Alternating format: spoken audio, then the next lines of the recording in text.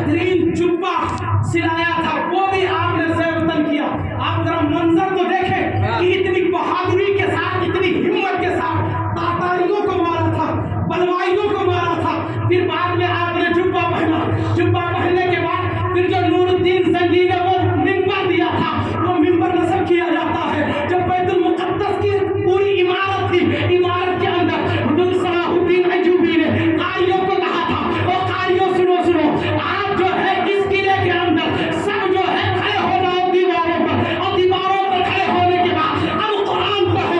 قرآن بیت المقدس میں پڑھا گیا تھا. پھر کہا اب اذان دی جائے. جب اذان کی آواز پورے بیت المقدس میں گونجی تھی, جو مائیں پہلے رو رہی تھی کہ مولا کوئی ناصر بھیج دے, کوئی مددگار بھیج دے, جب اسلام کی جو آزان سنی نا, انہوں نے سوچا تھا کہ آ گیا ہے کوئی ہمارا محافظ, آ گیا ہے کوئی ہمارا مدد کرنے والا.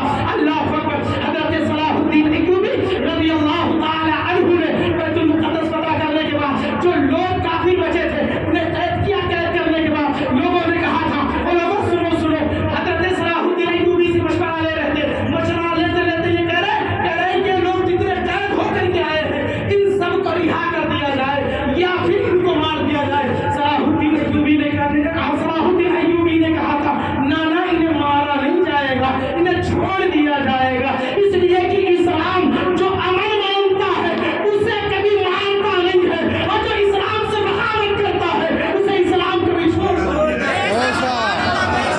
اسلام اسے کبھی چھوڑتا نہیں ہے. حضرت صلاح الدین ایوبی نے بیت المقدس فتح کیا. بیت المقدس آپ کے قبضے میں.